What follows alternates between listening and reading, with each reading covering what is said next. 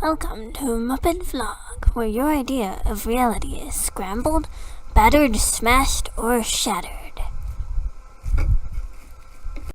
Today's misconception is, of course I know when I'm lying to myself. Actually, Miss Piggy, that itself is a lie. The truth is, you often do not know why you do what you do, why you feel the way that you do, or what made things happen the way that they did. In your ignorance, you invent your motivations and fill in the gaps of your life story. No. It's true, Piggy. Remember that time when you were completely sure that it had been Gonzo who threw up on the Swedish chef at the Christmas party? Well, I had no doubt that it was Fozzie. What about it? Well, neither, or at least one of our brains, didn't remember that detail, and so when we tried to retell the story, our brains filled in the gaps. Oblivious to the fact that our brains had lied to us, we went on thinking we knew the truth. Anyway, this process of your brain putting up your mental picture is called confabulation.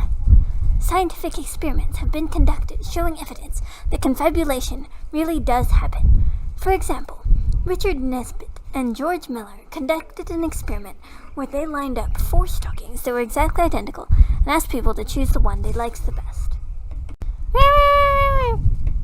What was that, Beaker? The one on the left? After choosing, they were asked to explain why, and they would comment on the color or the texture of the stocking. But in reality, all 4 stockings were exactly the same. One study at the University of California at Santa Monica used split-brain patients, people who had their brains split into their left hemisphere and right hemisphere to prevent seizures, to show how one side of the brain can make the body do something, and the other side of the brain, not knowing why the body is doing what it is doing, will make up a reason for it. For example, the researchers displayed the word walk to the right side of the brain, so the patient stood up. When asked why he stood, the left side of the brain created a reason, saying, "I wanted a drink of water." Neuroscientist V.S.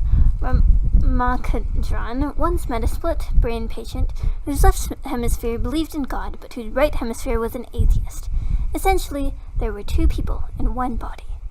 In many ways, even those of us whose 2 hemispheres are still connected have 2 brains rather than 1. Wait a minute, so you're saying that we actually have 2 brains? That is so totally not true. I am one person. I mean, well, maybe. I can see how, but no, you are really making me question reality here, Dr. Bunsen Honeydew. Well, you see, Miss Piggy, your belief that you have one self can be partially explained by the action of mirror neurons.